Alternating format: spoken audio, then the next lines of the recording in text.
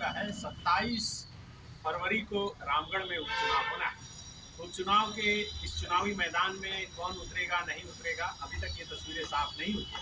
सबकी नज़र खास करके आजसू और कांग्रेस की तरफ टिकी है, क्योंकि हर कोई लगभग ये जान चुका है कि बीजेपी और आजसू गठबंधन के साथ मैदान में होगी, और इधर से जेएमएम, कांग्रेस और महागठबंधन के जो भी दल हैं वो एक साथ चुनावी मैदान में रहेंगे। लेकिन इस चुनाव में एक और खास बात, और झारखंड में शायद पहली बार देखने को मिलेगी कि सैकड़ों युवा तैयार हो रहे हैं जो रामगढ़ उपचुनाव में अपना नॉमिनेशन करने जा रहे हैं। उनका कहना है कि समय पर न परीक्षाएं होती है, न समय पर रिजल्ट आता है, और न समय पर ज्वाइनिंग होती है। इसलिए जो कुछ भी समय पर होता है, यानी कि चुनाव समय पर होता है, इसलिए वो चुनाव ही लड़ेंगे। हमारे साथ गुलाम जी हैं जो खुद छात्र हैं, छात्रों का नेतृत्व भी करते हैं। विनय जी हैं जो शिक्षक हैं, और कई छात्र हैं जो हमारे साथ हैं। एक एक करके बात करें। आप लोग क्या डिसाइड किए कि आप लोग चुनावी मैदान में उतरेंगे? देखिए, छात्र छात्राओं की ये डिमांड भी था और उनके दिमाग में भी था कि सरकार सुन नहीं रही है, उनके पास कोई ऑप्शंस नहीं बच रहा।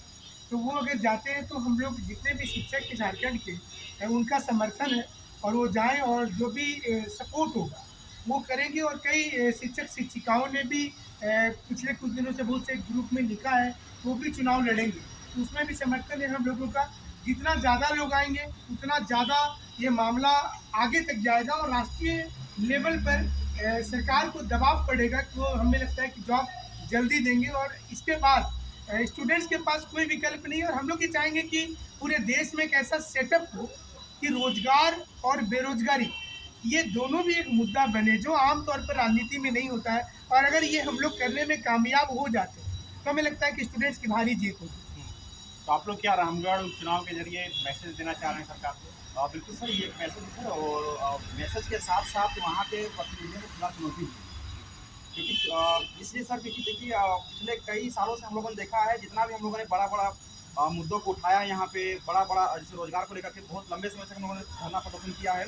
लेकिन कुछ गिने चुने आप जैसे पत्रकार भाई हम लोग का सपोर्ट करते हैं। लेकिन जब इसको हम एक बड़े लेवल पर लेके जाएंगे तो जाहिर सी बात है कि नेशनल मीडिया भी इसको कवरेज देगी, और जब कवरेज देगी तो हमारी बात वहाँ तक पहुँचेगी कि आखिर ये युवा किस लिए मजबूर हुए कि ये लोग यहाँ पे एमएलए वाला फॉर्म भरने के लिए यहाँ पहुँच गए हैं।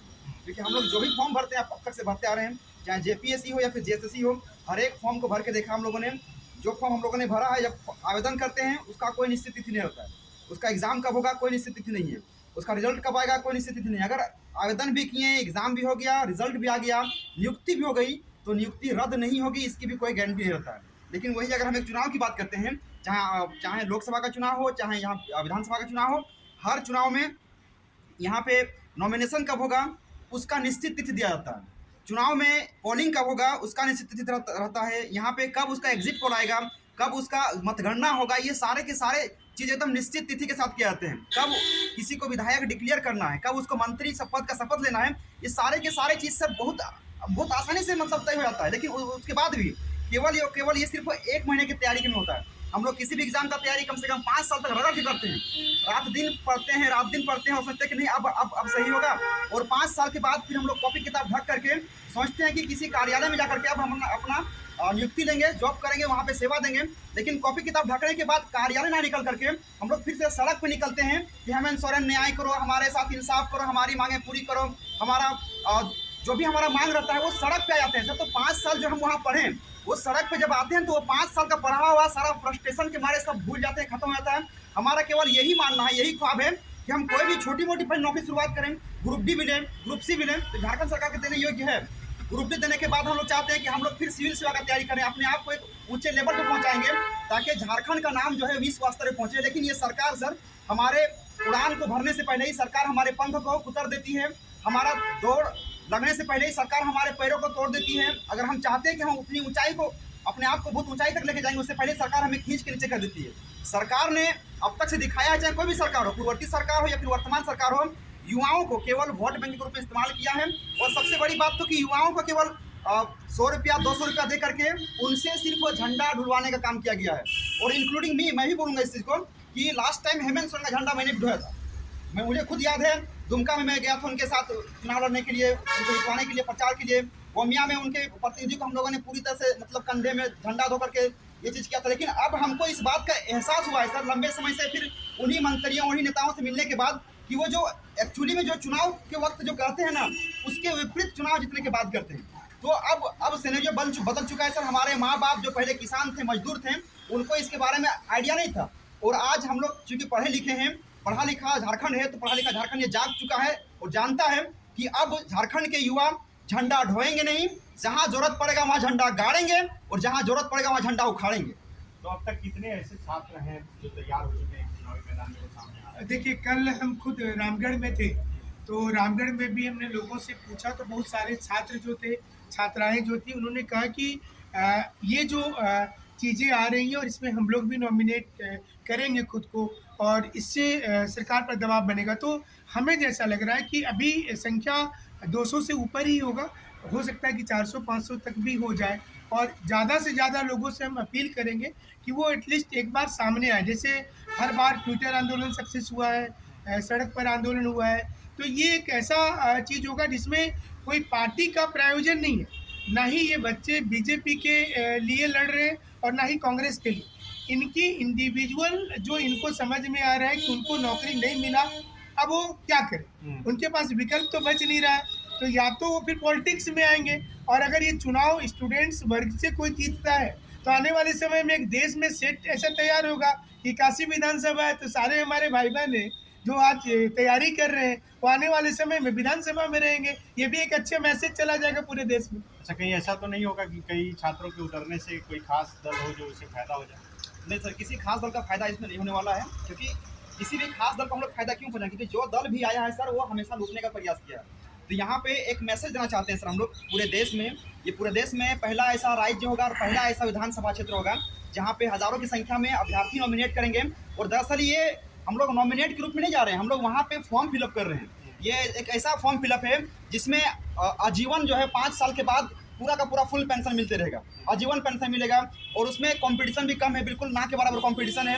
और साथ ही साथ यहाँ पे जाने के बाद सब लोग तो आते हैं सर, ये अभी वर्तमान सिनेरियो जो बना हुआ है, जितने भी लोग आते हैं सब लोग तो इसको सर एक व्यवसाय के रूप में लिए हुए हैं कि जितना ज़्यादा इसमें इन्वेस्ट करेंगे, अधिक से अधिक युवाओं को दारू खिलाओ, मुर्गा खिलाओ, दारू पिलाओ, और उसी दारू मुर्गा के रूप में लोग वोट बैंक को लेते हैं। लेकिन अब हम लोग यहाँ पे एक सोशल कैंपेन के रूप में उतरेंगे कि युवाओं को जागरूक करेंगे कि आपको जो भी आपके पास पहुँचता है, आपका जो वोट खरीदने की कोशिश करेगा, आपको जो पैसा देने का कोशिश करेगा, आप बिल्कुल उसको वोट बिल्कुल नहीं करना है।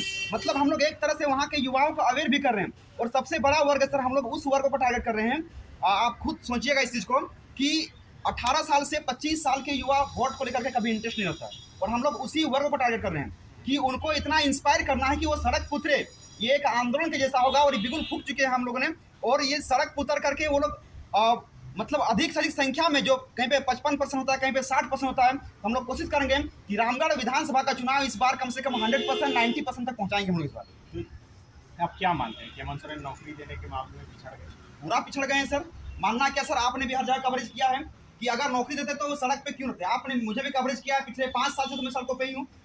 अमूमन मैं बात करूंगा तो जब से वर्तमान सरकार को हम लोगों ने सत्ता पे लाया, उनको सत्ता पे बैठाने के बाद से मैं सड़क पे आ गया, और सड़क पे ही है आज तक से। मेरा कोई भी प्रावधान हो ही नहीं पाया। लगातार पढ़ रहे हैं, हर पढ़ाई का कोई नतीजा ही नहीं कर रहा है। 5 साल से तो पढ़ रहे हैं, अपनी छोटी मोटी उस आशियाने से निकल के बाहर आते हैं कि अब कुछ भला होगा। पिछला बार जैसे कि नियोजन नीति को लेकर के सरकार ने एक अच्छा स्टैंड लिया था, नियोजन नीति बना दिया, हम लोग सब घर घुस गए थे और लगभग साल भर तक रगड़ के तैयारी की। लेकिन उसके बाद फिर अचानक से एक खबर आती है कि नियोजन नीति को हाईकोर्ट ने रद्द कर दिया। तो ये सब बातें सर हमारे लय को तोड़ देता है, हमारे मनोबल को तोड़ देता है।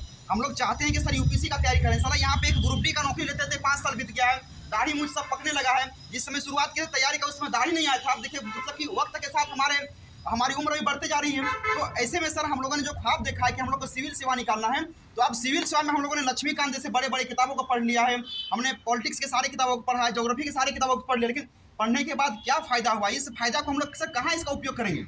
हम लोग के अंदर जो योग्यता आई, हमारे अंदर जो काबिलियत आई, उस काबिलियत को दिखाने का कहीं मौका नहीं मिला हम लोग को। क्योंकि हम लोग जेपीसी का तैयारी करते हैं या तो फिर हम लोग यहाँ पे सीजीएल का तैयारी करते हैं, उसका एग्जाम लिखते हैं, लेकिन वो तो हुआ ही नहीं। तो अब इस योग्यता को दिखाने के लिए हम लोग विधानसभा में जा रहे हैं, और वो भी सिर्फ 1 महीने की तैयारी में यहाँ रिजल्ट पक्का, और कोई करप्शन नहीं, कोई मतलब यहाँ पे भाई भतीजावाद नहीं होगा, कोई नेपोटिज्म नहीं होगा, और किसी तरह का कोई पक्षपात भी यहाँ पे नहीं है। बस जाओ, पब्लिक को आप कन्विंस करो, वोट लो, और फिर रिजल्ट तुम्हारे सामने होगा, और फिर ऑटोमेटिकली फिर हम लोग जीत जाएंगे, और फिर ये सब नतीजा सामने आएंगे, तो हम लोग सर इसको एक फॉर्म के रूप में देख रहे हैं कि ये हमारे लिए एक बहाली है और इस बहाली को हम लोग भरेंगे। और राज्य के सभी युवाओं से मेरा ये आग्रह होगा कि इस बहाली को भरने से आप चूकिए मत, क्योंकि ये आपका बहाली है। अगर आप चूक जाइएगा तो आने वाले समय में जिस नेताओं के हम लोग आज तलवे चाट रहे हैं, आने वाले समय में तलवे चाटते रहेंगे। और वो ऐसे नेता हैं जो योग्यता कुछ नहीं रखते, उनके पास कोई योग्यता नहीं। हम लोग तो ग्रेजुएट हैं, हम लोग तो पीजी करके पास करके बैठे हुए हैं। हमारे अंदर बहुत सारे ग्रेजुएशन मतलब की काबिलियत है और उस काबिलियत के दम पे हम लोग अपने आप को आगे बढ़ाएंगे।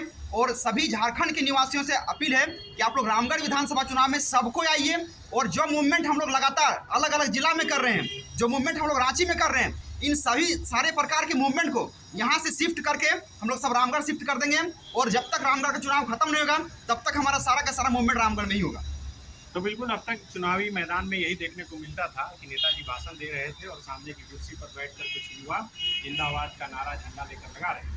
लेकिन रामगढ़ के उपचुनाव में जैसा कि ये दावा कर रहे हैं कि कुछ खास देखने को मिलेगा, वही युवा जो अब तक नेता के आगे पीछे घूमकर जिंदाबाद का नारा लगा रहे थे इसी उम्मीद के साथ कि वो सत्ता में आएंगे तो नौकरी देंगे, लेकिन जब नौकरी नहीं मिल रही है तो अब यही युवा चुनावी मैदान में खुद उतरने के मूड में है। तो देखना होगा कि आखिर कितने छात्र रामगढ़ के उपचुनाव में नॉमिनेशन करते हैं और इनके नॉमिनेशन करने के बाद क्या कुछ मैसेज जाता है और क्या कुछ बदलाव।